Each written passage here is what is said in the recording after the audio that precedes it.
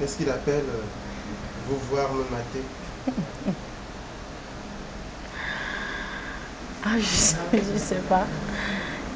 Mais tout ce que je sais, c'est qu'il enlève son sexe et c'est ce qu'il dit. Ah, il montre son sexe sur... Les jeunes filles donc sont achetées, hein, sont vendues par les familles. Il ne faut pas se cacher, sont vendues par les familles. Et donc après elles sont...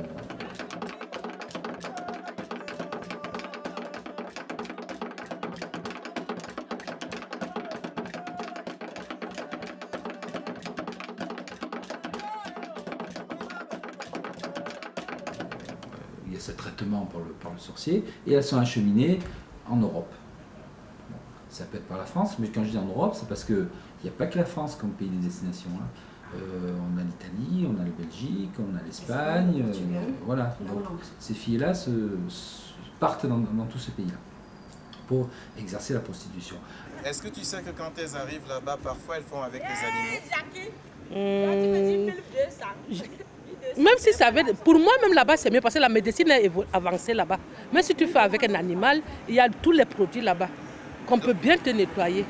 Tu peux bien, la médecine est très bonne là-bas. Donc même si c'est comment, même si ça veut des animaux, même si ça veut quoi, moi, c'est mieux, hein. C'est mieux là-bas. Alors à faire l'amour avec un animal? Pas ici au pays, ici en Europe, oui, parce que les animaux aussi sont contrôlés, ils sont surveillés. Ouais. Dis-moi, qu'est-ce que tu n'es pas prêt à faire? Non, à l'âge que j'ai là, je suis prête à tout maintenant. Les mettre comme ça dans des charters et puis les faire repartir, elles tombent dans les mêmes réseaux qui les avaient recrutées au départ. Mais quand elles partiraient d'Europe avec un bagage, avec quelque chose dans les mains, eh ben, on ne va plus les corrompre parce qu'elles connaissent la réalité sur le terrain. Et elles peuvent, à ce moment-là, être utiles dans les réseaux professionnels africains. Il faut être répressif contre les proxénètes, bien sûr.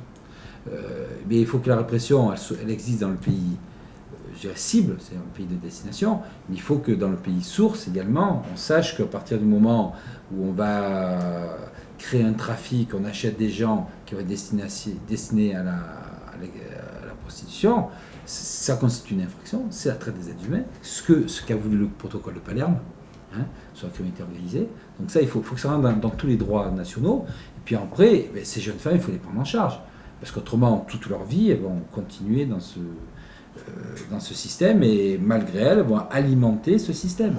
On veut garder nos filles ici. Mais on vous supplie de nous envoyer quelque chose qui peut nous aider. Parce qu'on est à plat, comme vous nous voyez là. Laisse l'Europe pour la prostitution. Franchement, laisse l'Europe. L'Europe n'a pas besoin de toi dans la prostitution.